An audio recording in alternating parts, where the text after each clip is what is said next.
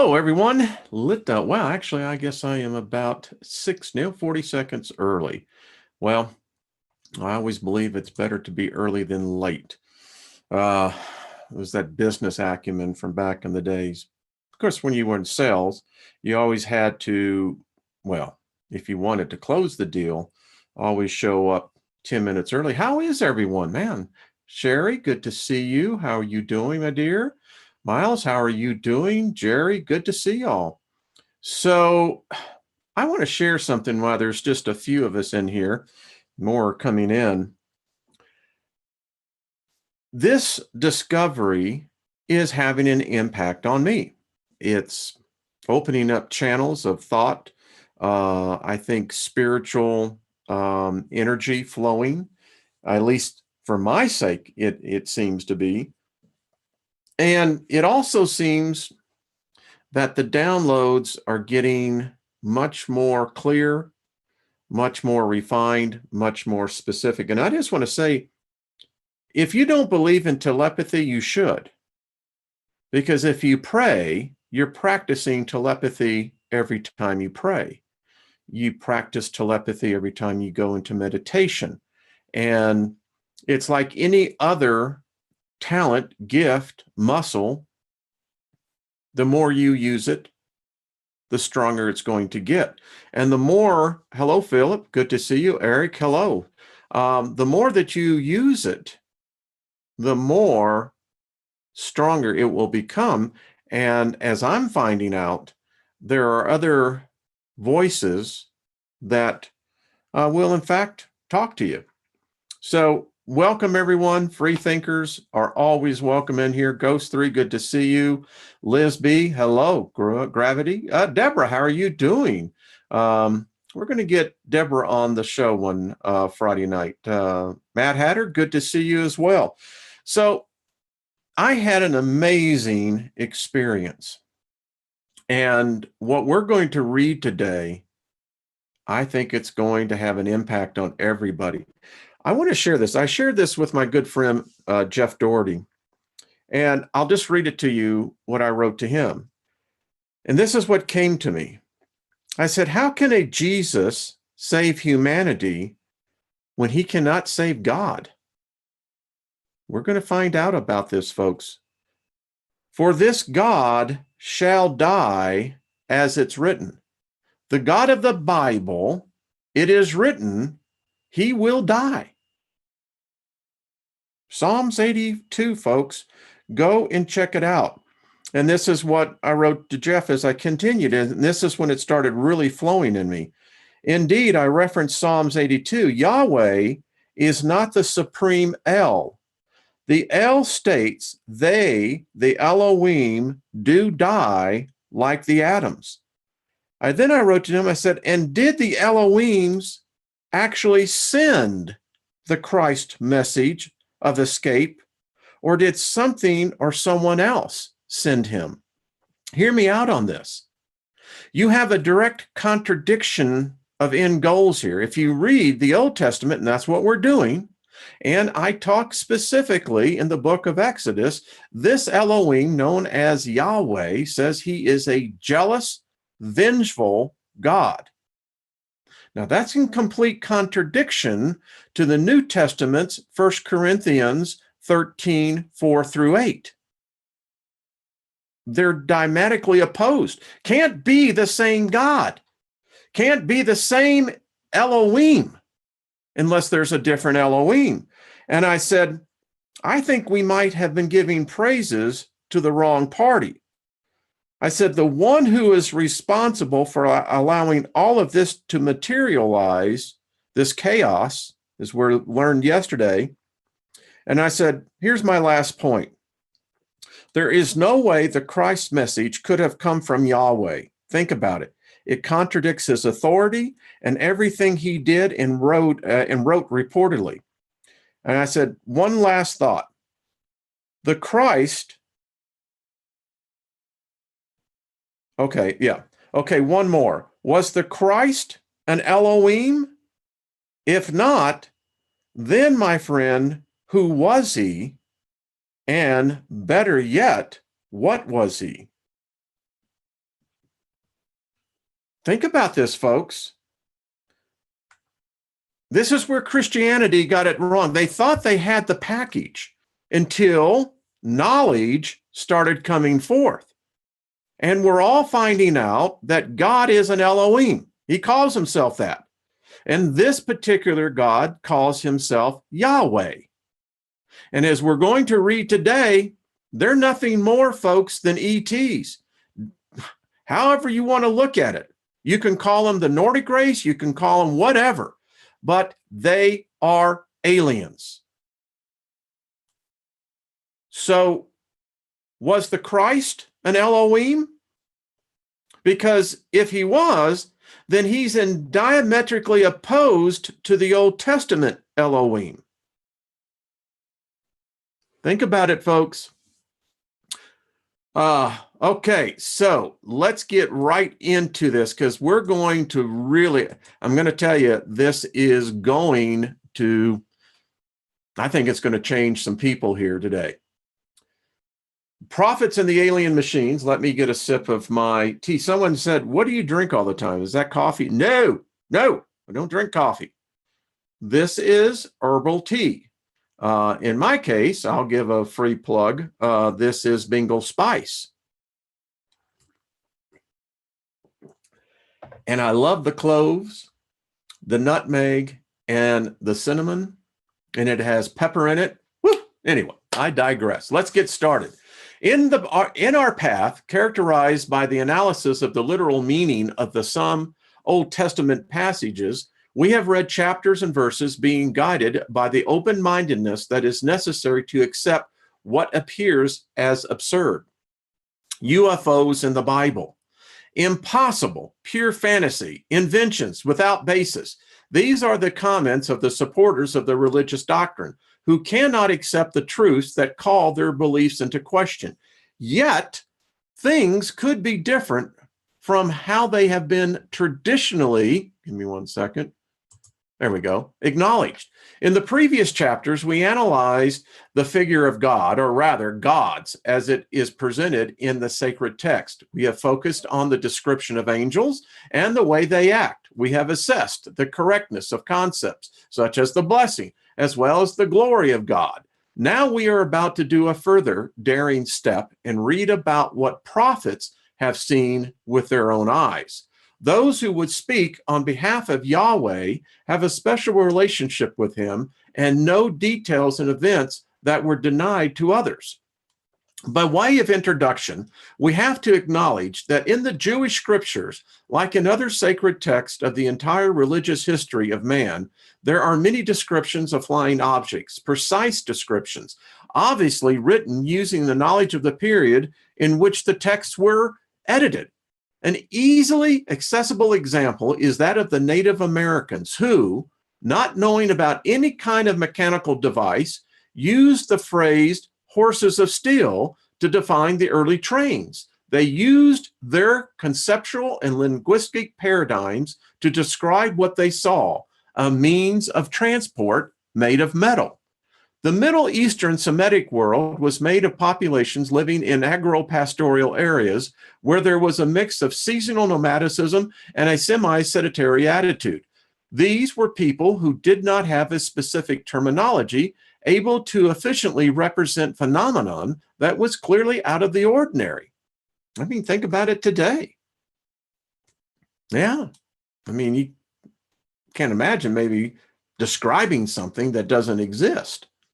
Therefore, to describe what was other than the normal experience, they needed to use expressions pertaining to their everyday language. Accordingly, things and events regarding flight were inevitably described using terminology inherent to the world of birds, and things that ran quickly through the air could only be described as a form of the wind, the rock. A term used meaning has developed the value of spirit. Wind, spirit. That which issued some form of visible energy was defined ardent and fiery. The sudden flashes or light reflections necessarily were lightnings. Each roar, rumble, or noise generated by any means was identified with thunder. or the sound produced by a large mass of water. Any of you ever been in a flood? You ever heard the first time when it starts coming down? You don't want to be there. So we do the same thing. An observational instrument, possibly round shaped, became an eye, and so on. Free thinkers must therefore set out to read the following passages in this spirit, relying on this premise as obvious and useful in order to understand without being influenced by prejudices. The American astronomer Morris Jessup and Soviet scientist Mattis Agrest were among the first to argue that the scriptures contain episodes related to alien entities moving on unidentified flying objects, UFOs precisely. This fact has been officially and explicitly accepted by representatives of the Roman Church, as it is extensively documented in the paragraph entitled Church and the Aliens, which we will read later on. And folks, that's all I got to say. In addition to what has already been seen in previous pages, we can include the following various episodes which can be inserted in the hypothesis under consideration. And this is what I like about this guy. He's saying, listen, here's what it's saying. Now you can form and develop your own hypothesis. I think that this dude, as an editor for as many years as he was, for the Vatican, would have precedent in being what we would call an SME, a subject matter expert. All right, let's go forward. The destruction of Sodom and Gomorrah recalls quite clearly a nuclear explosion described by an observer of the time. The great energy produced by the explosion would have hit Lot's wife, turning her into a pillar of salt, Genesis 19:26. It should be pointed out, however, that the traditional translation, can you imagine this, may not be correct, since the term Moloch, which is usually translated with salt, derives from the constant root of the verb MLCH, mulch, that indicates precisely the act of dissolving. So the verse could mean much more realistically that Lot's wife was literally dissolved because she was hit by a strong destructive heat generated by the event. Now that's not that difficult to comprehend. But 1,000 years ago, 3,000 years ago, how the hell would you describe a mushroom cloud? A nuclear mushroom cloud. What do you think the poor people in Japan, they faced that and in fact, I could probably tell you the correlation of what they saw in consideration where they were in the industrial age to what the folks in the valley out there in Sodom and Gomorrah saw. The patriarch Enoch is taken away by the Elohims, Genesis chapter 5. In the apocryphal book of Enoch, the narrative is more accurate. He is brought into space by flying cars and meets astronaut angels, God, which show him the earth from above and some other white beings similar to men. Now, I will confess this to everyone. I have seen an angel. I mean, it was right up there at Grace Christian Center in St. Louis. And in fact, in the service that I saw this angel, there was a dozen other people in the congregation that day that saw the same being. So they exist. I've had angels come to me in my dreams and talk to me. It's happened 3 times, I know specifically, that I can recall with accurate detail. Let's go on. We have already mentioned the strange way in which the 2 angels who were the guest of Lot defended themselves from the assaults of the inhabitants of Sodom by blinding them. We have discussed the column of smoke and fire by the day is cloud-shaped and leads Moses and the Jews along their exodus through the Sinai desert. What are the objects described as a smoking furnace and flaming torch that Abraham sees flying at night? Genesis 15:17. And what does the prophet Isaiah try to tell us in the various passages of his book that, directly or not, refer to the phenomenon of the kind that's suggested here, such as a cloud and a smoke by day and the shining of a flaming fire by night? And numerous references, Isaiah 2, Isaiah 4, you can do your homework. And what does Jeremiah refer to when he says, behold, he shall come up as clouds, and his chariots shall be as a whirlwind. His horses are swifter than eagles, as well as other similar comments. And you see, here's the problem.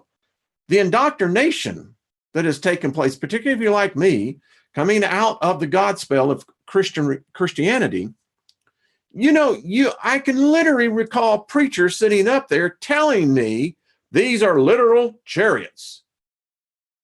Really? I mean, and that's what you begin to filter into your core. Never being cognitive of the fact that I, R. Wayne Steiger, know what a UFO looks like. But I never connected the two.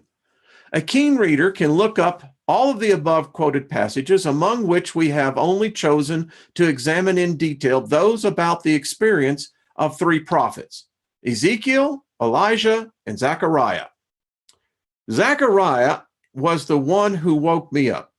Guess that happened in 1992, and I was living in Knoxville.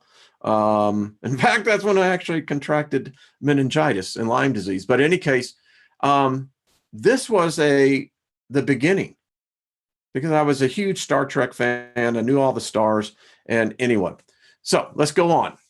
The vision of Ezekiel is the most popular and notwithstanding a very significant part and is always neglected. Yeah, I bet. Though very useful for a true understanding of the event. You got to, if you really know what's dealing with here, then you get it.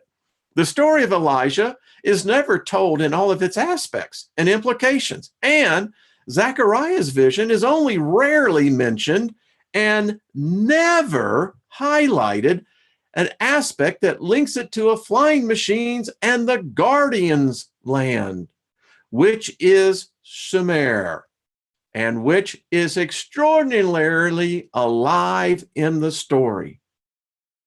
When I started being ridiculed when I came out with the fact that the Bible was hypocrisy, but the fact that it was laden with code, Matt Hatter can know that as well, is that when you begin to, and the code will reveal itself in some portions to people. I mean, it's like any other thing. You begin to see it. I can pick up, for instance, patterns very quickly.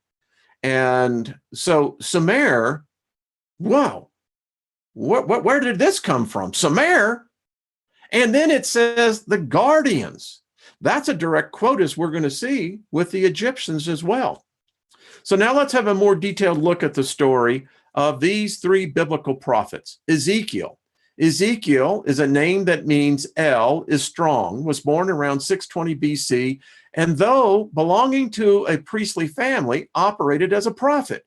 He was exiled to Babylon in 597 BC. He settled in the village of Tel Aviv along the river Kebar. All right, these are all actual places. You can see them. His prophetic mission was restoring hope to the exiled people after the punishment for idolatry.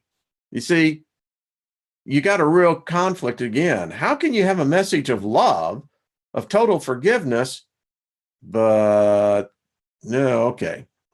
Israel was to be reestablished starting from the rebirth of the holy city of Jerusalem and of the temple.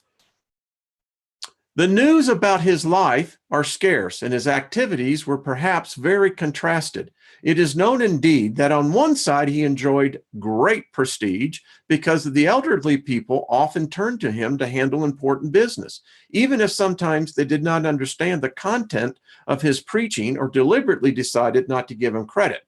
Often, in order to draw his audience's attention, Ezekiel performed strongly symbolic actions. Key word. For example, he would eat bread baked with dung.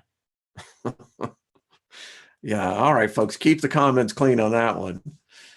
Now you know where eating a blank sandwich comes from.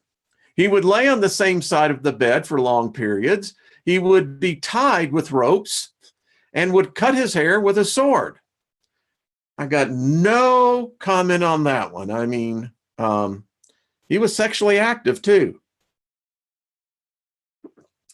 I'm not implying that he was kinky or anything, but hey, to each his own. 5 years after the deportation, he had a vision described in the first chapter of the book that is named after him. The prophet says that while he was on the banks of the river Kavar, the sky opened and I saw visions of Elohim's pearl. Let's start remarking that the usual translation often summarizes this statement with the generic term divine vision. Quite different is the meaning expressed by the prophet, who says he saw the Elohims after the sky had opened.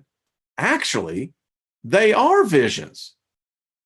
Seriously, if you're seeing me on a screen, you're seeing a vision of me. Weird, isn't it, when you start putting it in that context? That is a number of individuals, as it is clearly described later on. Indeed, Ezekiel continues with the usual wealth of details that we have often noted in other passages, in this case, Ezekiel 1:4. And I saw, and there was wind of storm coming from the north, big clouds, and a fire striking each other, shone around him, and from its center there was a sparkling like an eye. Now, I just want to stop here. Everyone has seen Independence Day. Remember the first movie when the not the mothership, the ship comes over New York City, LA? It's exactly how Ezekiel saw this. When you see the similarities, you're going, wow. Then the prophet states that this sparkling eye stands in the center of fire. The word translated as eye also means something glowing, and the word translated as sparkle also indicates the amber or the electro. Yeah, the Greeks knew about the electron. We therefore have a description of what could be a real close encounter with a UFO. A storm cloud is coming from the north.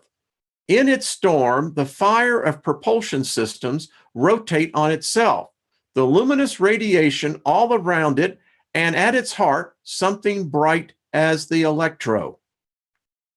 Perhaps this latter image was used to describe the color and luminescence of the central part. The electro was both neutral and artificial, alloy consisting of gold and silver.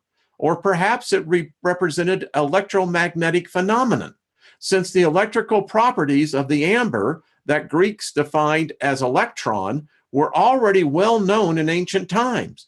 Continuing with the analysis of Ezekiel's description, and from its center appeared a form of 4 living creatures. And the appearance of the 4 living creatures was so characterized as follows. Ezekiel verse 1, 5 through 17.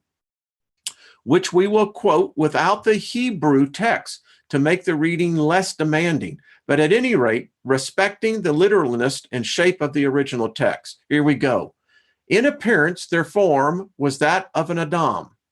Each of them had 4 faces and 4 wings. Their legs were straight, and the soles of their feet were like the soles of a calf's foot, and they sparkled like burnished bronze, luminescent. Under their wings, on their 4 sides, they had the hands of an Adam. The term kanaf has several meanings. It could mean wing, tip, or edge. All 4 of them had faces, front, side, and wings, either tips, edges. Their wings touched one another, female to its sister, says verse 9. They did not turn as they moved. Now, when I looked at this one, female to sisters, we'll be discussing this with Dr. Albers, because here again, physics takes front and center again. Each one proceeded in the direction of his face, the front side. Each one went straight ahead. The four had the face of an Adam and the face of a lion on the right side, the face of an ox on the left side, the face of an eagle. Their faces and their wings were separated from above. Their wings were spread out above. Each creature had two wings, each of which touched the wings of the other, while two covered their bodies. Each moved straight ahead, front side. Whenever the spirit would go, they went, without turning as they went. The appearance of the living creatures was like burning coals, or fire, or like torches. The fire moved back and forth among the creatures. It was bright, and lightnings flashed out of it. The creatures sped back and forth, zigzagging in every direction like flashes of lightning. As I looked at the living creatures, I saw a wheel on the ground, near and beside each creature, with its four faces, front side. The appearance and structure of the wheels are as tesseract eyes. They sparkle like precious stones, crystallite. And all four looked alike. Each appeared to be made as if it was a wheel in the middle of a wheel intersecting a wheel. As they moved, they would move in any one of the four sides, directions the creatures faced. The wheel did not turn about as the creatures went. Any of you ever ridden a Segway? Any of you ever been in amusement parks where they'll put you in a gyroscope? I did that in my youth. Yeah. These are nothing more than crafts. But we go on.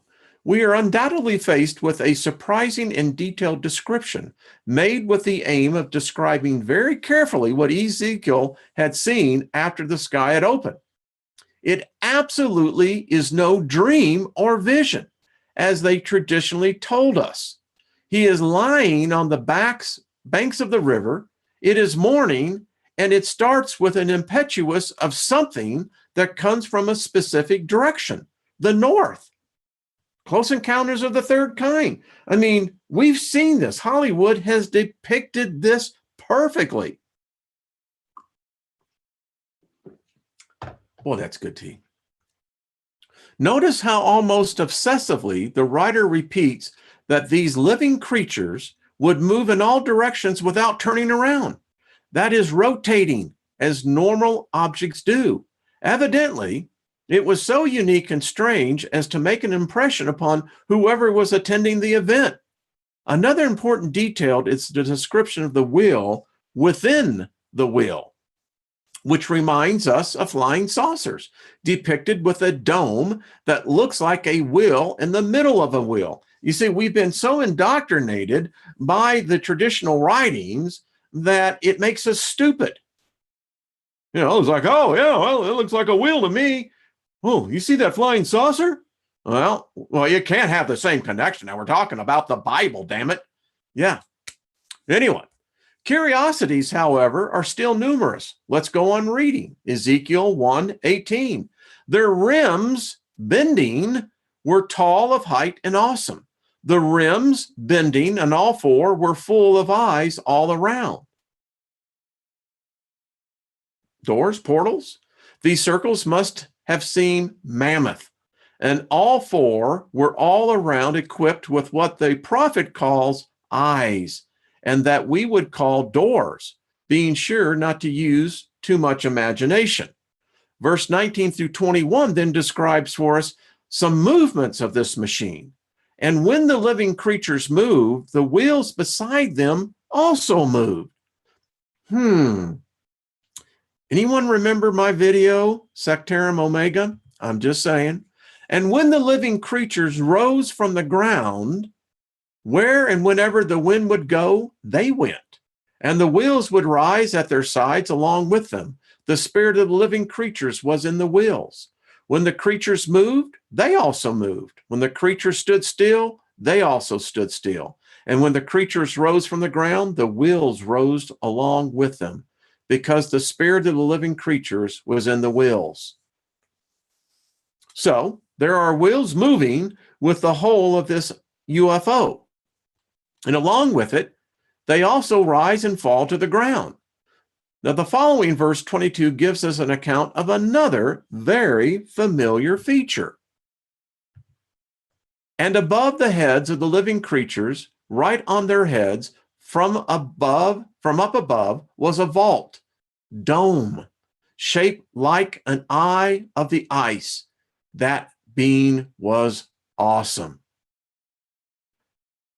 Yeah, there was a animation cartoon movie, Planet Nine or something. I forget what it was, but when the astronaut landed on this planet with these other weird-looking humanids that were just like he was, but his helmet looked like an eye.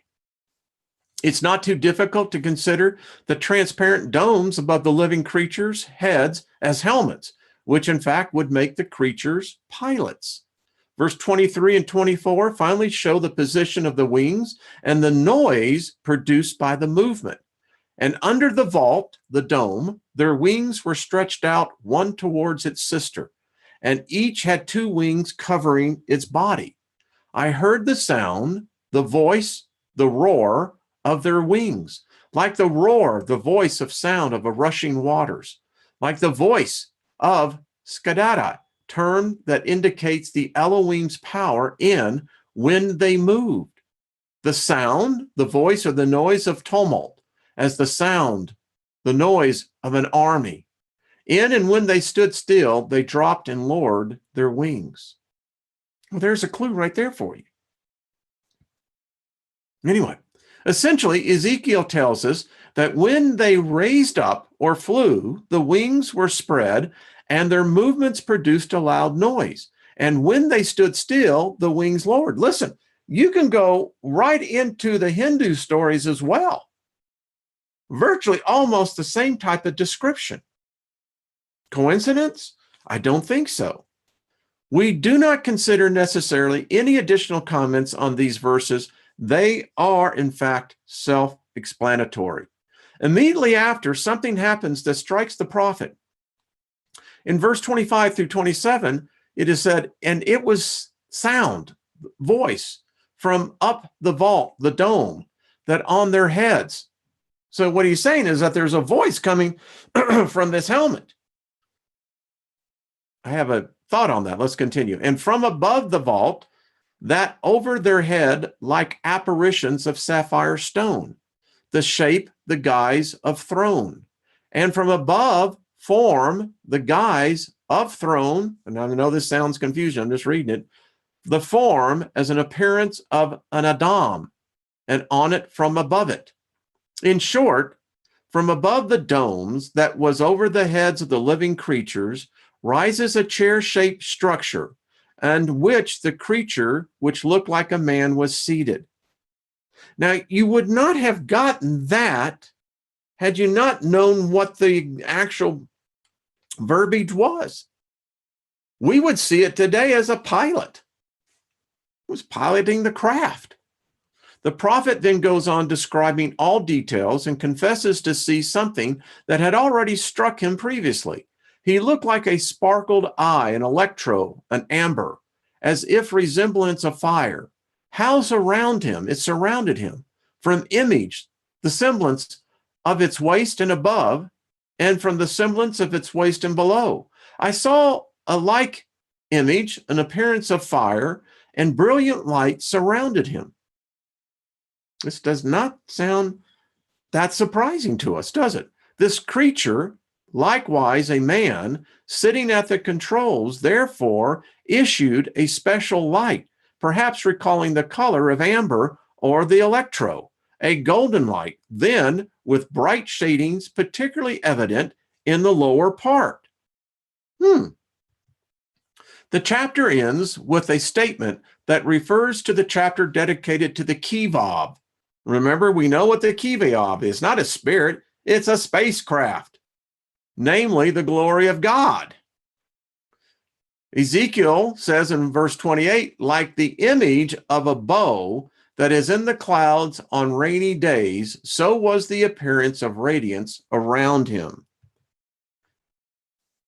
It had the same image and semblance of Yahweh's Kivav, At this point, we reckon it is no longer possible to translate the term kivav with glory, because what it is described here only confirms that before Ezekiel, as before Moses, there was something big, powerful, and noisy, just as we found out in the chapter about the glory of God. Here Ezekiel, just like Moses, describes in detail all the elements that define what he has doubtlessly seen that was a great and powerful. The kivav takes off. This prophet's book gives us further confirmation. After a detailed description of the machine, Ezekiel gives account of what the bright being with the image of Adam tells him while seating on the throne, we would say at the control bridge. After the interview, the prophet in chapter 3, verse 12 through 14 says, I heard behind me the sound of loud rumblings, the sound of wings of the living creatures brushing against one another, the sound of the wheels beside them, the sound like a loud rumbling. The wind lifted me up and bore me away. It sounds like an airplane to me. Listening to Ezekiel, it seems here to hear the different sounds produced by flight instruments, wings, propellers, and the car wheels moving on the ground. We also sense the loud rumblings we have heard every time we are on a runway during an airplane takeoff or when we watched a televised program on the early departures of NASA's space shuttles, and lands in a sanctuary of Jerusalem. Chapter 33 to 48 contains the final message of salvation for a people who are exiled. There will be a new temple, a new cult led by a priesthood, also renovated. In chapter 43, Ezekiel says that the Elohim leads him on a high mountain, hence he shows the temple, then puts him before the door facing east. And here, let me get to the kivav of the Elohim of Israel came from the east and produced a sound similar to that of a large mass of water, a propulsion system. I'll share another little story. Years ago, I was a journeyman drywall finisher. I was very young, but we were doing a project out at the Lambert Airport in St. Louis. And I got chosen to have to do one of where, at this time, was Eastern. The employees would come down and come out. And anyway, I was doing the drywall finishing in there. Well, how many of you remember the L-1011s? Well, when they backed that bird out and turned it around, and that pilot hit those thrusters to get the craft moving, knocked me on my ass, literally picked me up and threw me down. So when I read something like this, I can dig exactly what the dude's seeing. Here again, we read of the Elohim's flying machines and the big rumble. Ezekiel finally notes that this was the same vision as the one he had seen at the river Kavar. The full text of Ezekiel refers to the event that the prophet has witnessed and has wanted to describe in detail: flying machines guided by Elohims, and which land in various geographical locations, and that also function as a comparison element. Just like one does for an ordinary storytelling, there are things that look like, or exactly like, or what was seen in another time and another place. The dogmatic prejudice. The accuracy of the editor of Ezekiel's books helps to understand what has happened, and on the other hand, allows us to also to make a remark about the attitude in the many traditional commentators who have defined the prophet as a wordy writer because he gets lost in detailed description. Yeah, I bet they do. The dogmatic attitude finds everything useless that is not directly functional to the conception of God as established by religious thought. Evidently, Ezekiel, free from dogmatic ruling, did not consider it useless to dwell on the representations of Yahweh's chariot, which was in fact an expression and proof of his strength.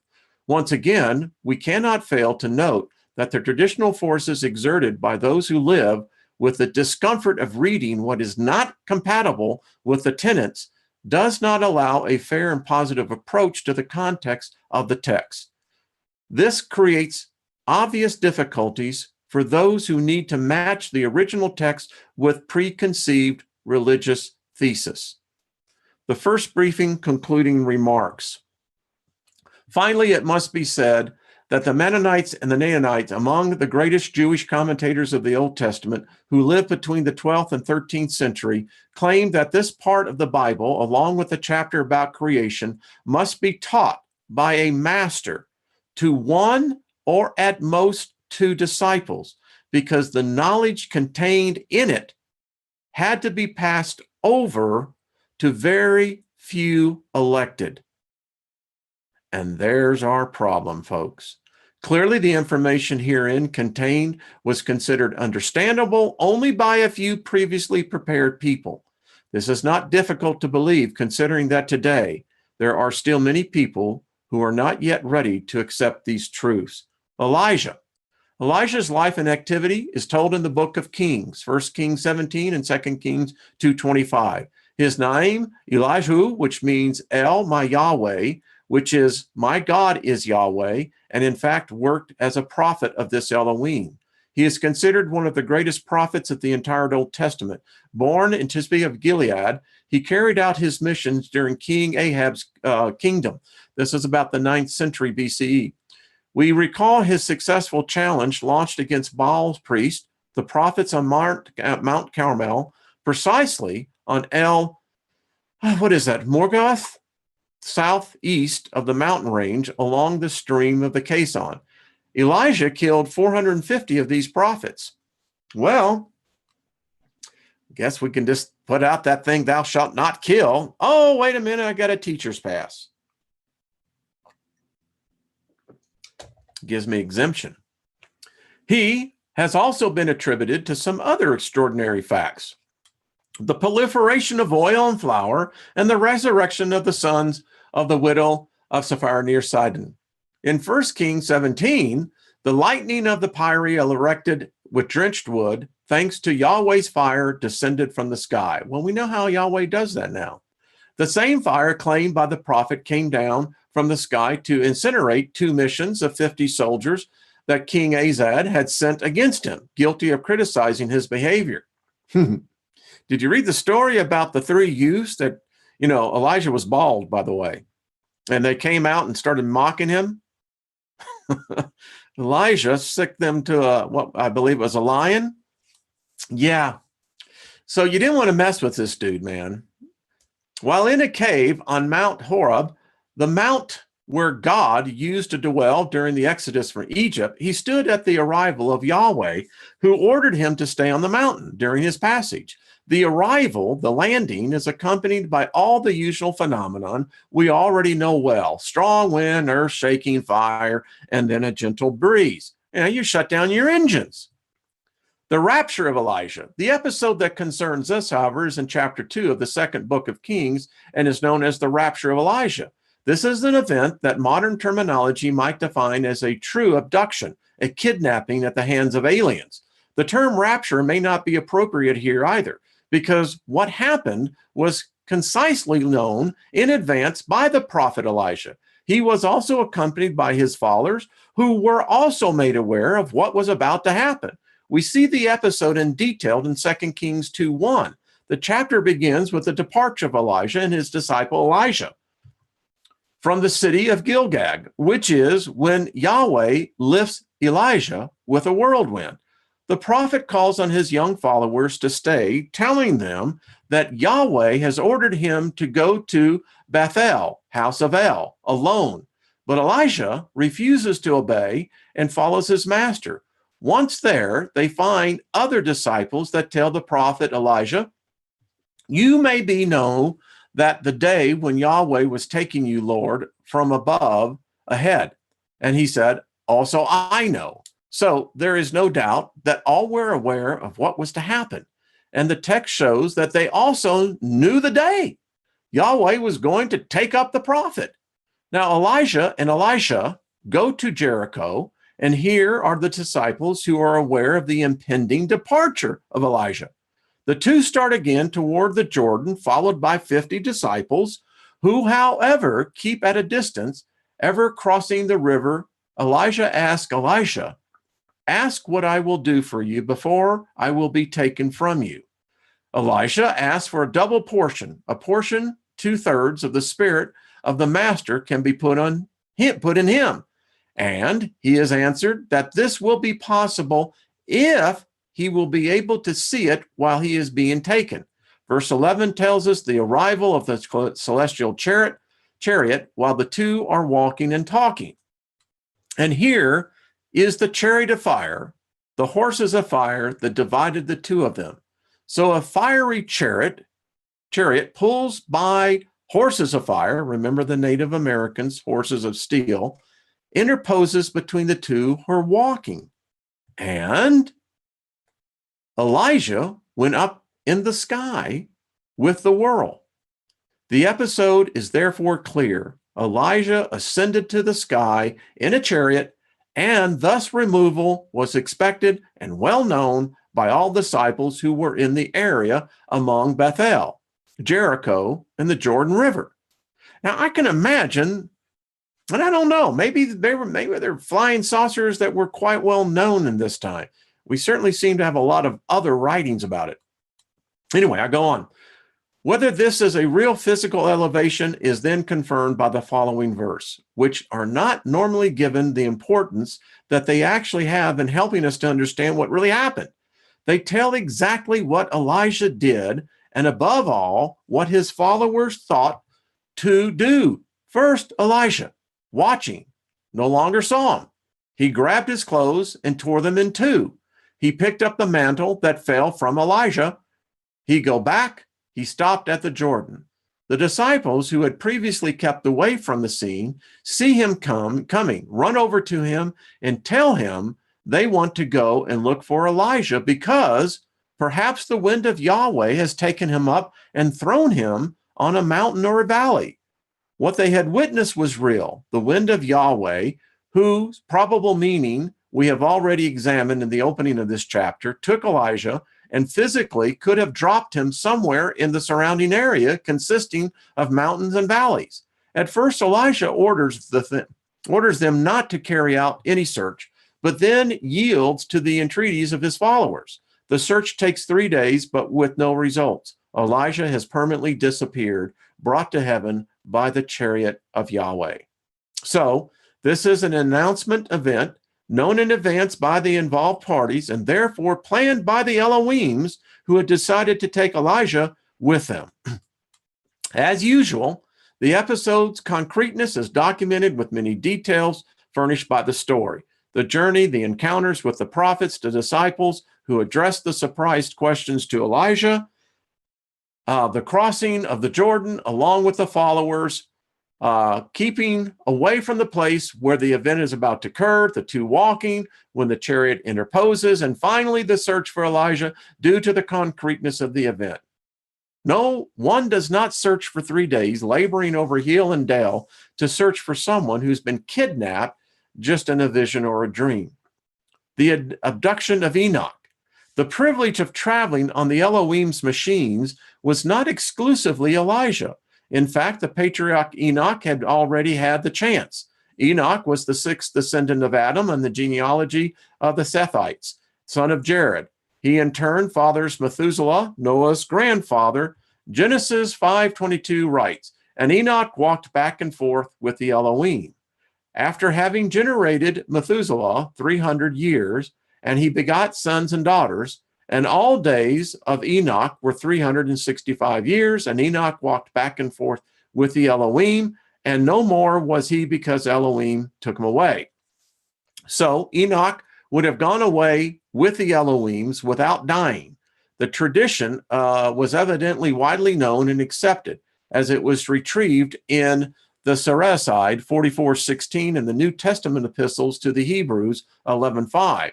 It would sound inappropriate to speak of kidnapping because the text says twice that Enoch walked with the Elohims, and the verb follows the particular order, which underlines the intensity and the repetitiveness of the action. For this reason, the meaning can be effectively represented with the walking, backing, and forth. In short, the author tells us that it was a constant and repeated action. Moreover, the book of Genesis is very brief in describing the story, which instead is told in great detail in the apocryphal book of the patriarch. The latter describes the trips he makes accompanied by angels called vigilantes, a term that recalls the Sumerian guardians and the Egyptians Nibiru. We briefly analyze them. Enoch ascends to the sky in a wonderful home where he meets God's great glory. He is taken to various places, including even underground. He flies in a deserted village dominated by fire. He then moves in different directions towards the ends of the earth. He is given a series of astronomical knowledge about the order of the cosmos, the sun, the moon, and its phases, the lunar year, the winds, which were widely available to the Elohims since they were space travelers. Second brief concluding remark. We deliberately stop here, not considering any further the apocryphal text, because our commitment is to use the text officially accepted by Christian religion, that, as such, are held to be true, justified, and inspired by God, even if suspiciously altered, not to accept what they say, simply and clearly tell us, Elohims move on flying machines. Finally, we conclude with Zechariah. Zechariah is included among the so-called minor prophets, defined as such only on the basis of the quality of text attributed to them. Therefore, it is not as a qualitative assessment. Indeed, it could not be so, since careful and comparative readings of the Gospels attest that the prophet Jesus based the most part of his own preachings and on the doctrines of such predecessors, whom he often cited. Zechariah, whose name means Yahweh has reminded. Now, my question is, was Jesus, this prophet, an Elohim? Was he sent by Yahweh? I don't think so. Belongs, along with Haggai and Malachi, to the group of prophets of the Persian age at the end of the 6th century BCE. In the book attributed to him, the prophet tells firsthand his vision, which can be summarized as follows. Being on the bay horse, which we discussed in chapter on the angels, 4 horns and 4 craftsmen, artisans, a man with a string to measure the city of Jerusalem, purification of the priest and Zerubbabel's promise of rebuilding the temple, the candlestick with the 2 olive trees, the Mahagloth scroll, and the flying ephah, 4 flying chariots between 2 mountains of copper.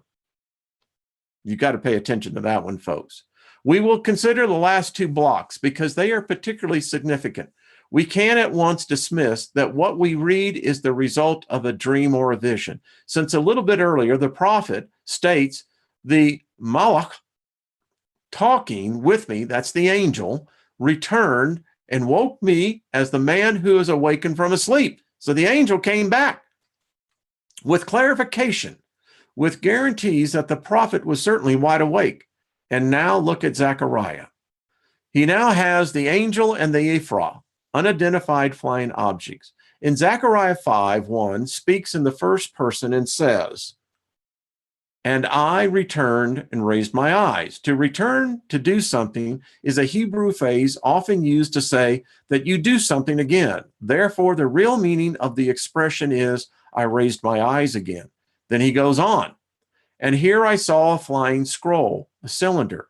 The angel asked him, what is he seeing? And he answers, I see a flying roll. The term Megillah indicates a scroll, a rolled papyrus book. In short, a cylindrical object. And so the scene is clear. The prophet is wide awake, raises his eyes, and sees a flying cylinder. He has no doubt, to the point of confirming it to the angel who asked the question. The object then is so concrete and real that Zechariah even specifies its size. Its length was within 20 cubits. Its width was within 10 cubits. A cubit had a length, in this case, of about 50 centimeters or 18 inches. So we have a flying cylinder approximately 30 feet long and 15 feet wide. Then Zechariah is invited once again to raise his eyes to look at what is approaching. But this time, he asks the angel the same question, and the latter replies that it is a taking off ephah. The ephah was the unit of measure for a grain or corresponded to about 40 liters of flour, roughly the size of one bushel. At this point in the story, one wonders what exactly was this object of apparent daily usage that could actually be coming with an autonomous movement. Verse 7 makes the whole thing clear. Here is coming the ring, the disk of lead, rising in the sky, and this only woman sitting in the ephah. The angel then closes the disk of lead, and the scene is further enriched by the arrival of two more female creatures. In order to see them, Zechariah has to look up once more, and there was wind on their wings. So these two flying women, they rose the ephah in between the earth and the sky.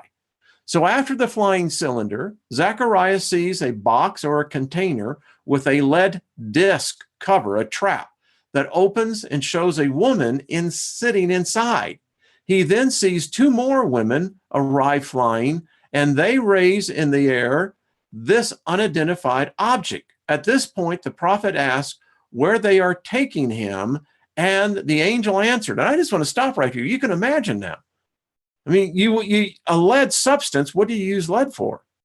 Well, it's very effective in keeping you from contaminated from radiation.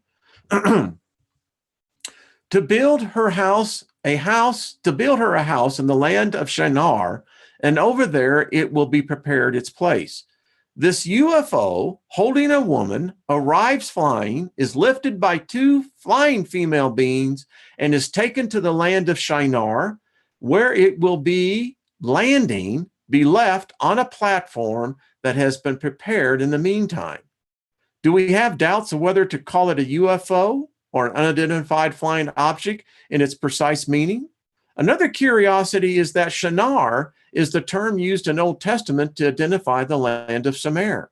We therefore have a direct relationship of these objects and the flying beings with the land that saw them come first, that hosted them, and from where they latter moved, the country of guardians, flying gods, the Anunnaki. Those who descended from heaven to earth.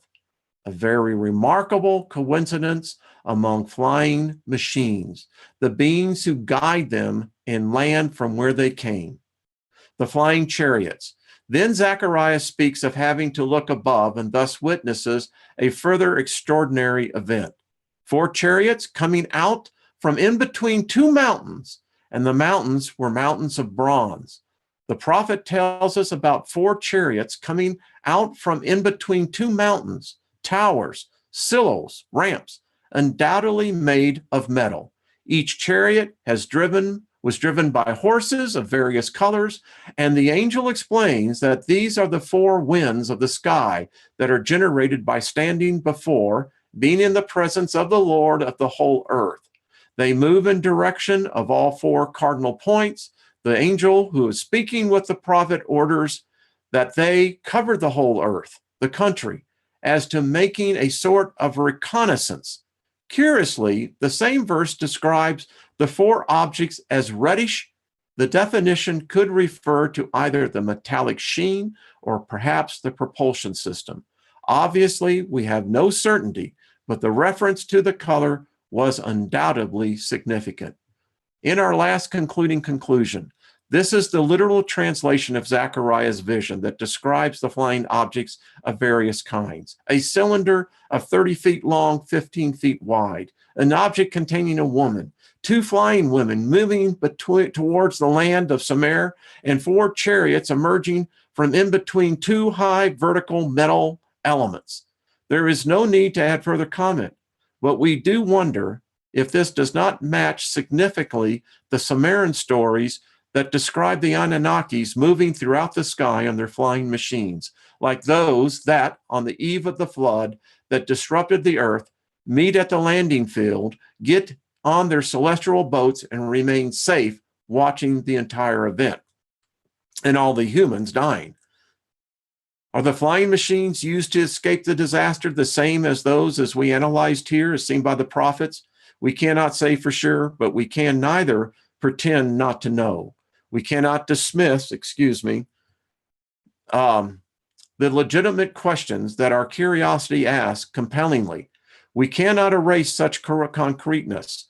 By relegating it to the unknown world of visions and dreams, we cannot ignore with a pen stroke or dogmatic pentary what these authors meant to fix in the memory through the written word. We cannot forget that the aforementioned Rashi of Taurus used to say that the words of the Old Testament may be interpreted with 70 different meanings, but there is one that must have the literal one. And here the literal meaning is of an amazing clarity, the clarity of which curiously recalls what would happen in the case of trips made in accordance with the theories of the physicist W.J. von Stockman, Frank Tripler, and Alan Wolf, which can be summarized as follows. A cylinder, a megalith, creates a powerful space-time warp used by other flying objects, mevarots, in order to travel long trajectories, quite an attractive match. Yeah.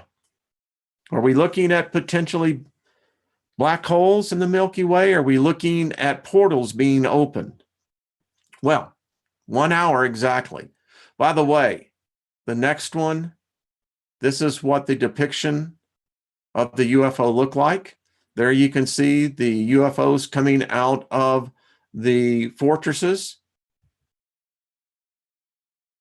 And as you can see next, the Elohims die. So there you go, folks. We finished it. At least this part.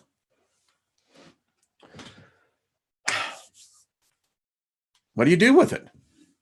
Well, I think you have to decide what you want to do with it. I don't know. For me, it's becoming very apparently clear that as you begin to connect the dots here, we now have to begin to ask the real hard questions. And this is where religion is going to have a real difficulty with people like us. There's 190 plus of us in here. We're learning. We're gaining knowledge. They can't trick us with saying, well, you're not smart enough. You're not anointed enough.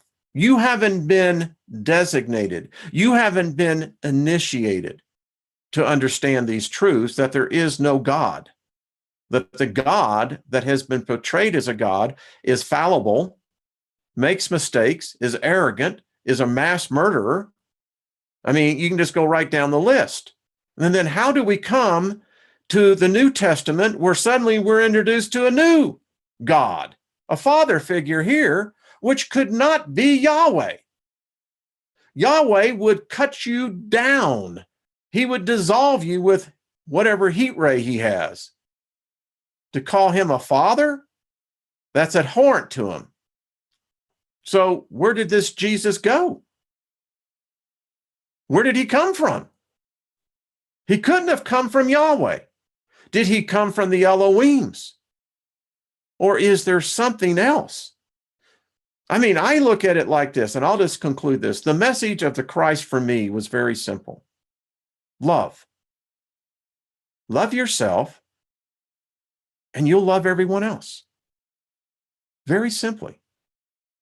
We are gods. So love the Lord your God with all your heart, all your soul, and all your might. And love your neighbor as yourself. Now, are there Elohims that abide in that? I don't know. They don't seem to be. And as in Psalms 82, who is El? El Supreme. Does he practice this walk of love? Apparently not either. So then where did the message come from? Is it coming from outside the influence of the Elohims? Is it coming outside the influence of the Archons? You know, I don't believe he was born, but I do believe something manifested. And we've got clues of that in the New Testament. All right, folks. Well, I hope you've enjoyed this. We're going to continue on. When you find out that Yahweh dies, they all die. What does that mean for us?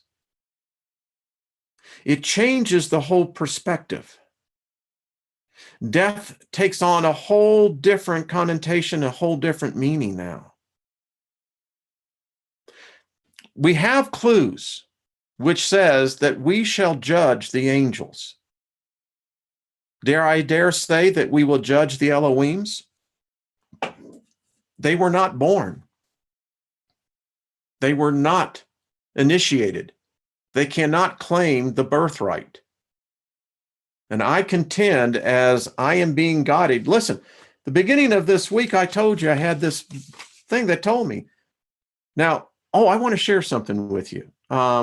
Allow me to pull this up real quick because I want to give Gerald Clark a real big shout out here. He did this, and I thought that this was quite appropriate. Renee sent this to me. Thank you, dear. So here, Gerald shows chaos in the 7th and 8th dimension. Now, the question I'm asking myself, did something superior to Enki, Horus, Isis, Sekhet, all of them, is there something even above Osiris, something that is even beyond the halls of Amente, something is even beyond the realm of knowledge of Thoth? And how can we define God? I don't think we can define God as a singularity. Maybe it is a singularity. It is a singularity of thought, and we know this. Gods are not perfect. They make mistakes. This one, the originator, made the first mistake, and you can't blame him.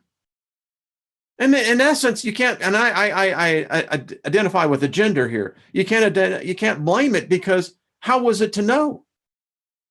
I don't think these gods are all knowing. I'm convinced more and more they're not. So this is very cool. I think it goes right in step with what we are covering. So yeah, some really cool stuff as you see this really coming together. All right, folks, I've kept you long enough. Tonight, 7 o'clock Mountain Time, we're going to have Karen, Queen of Crystals, on. I'm really looking forward to this. I think this information is being channeled to us, and those who can pick up on it, it's like picking up your goodie bag. You just don't know what you're going to need it for later on down the road. So, and Sherry, by the way, go there and look at Sherry's channel. She was on here.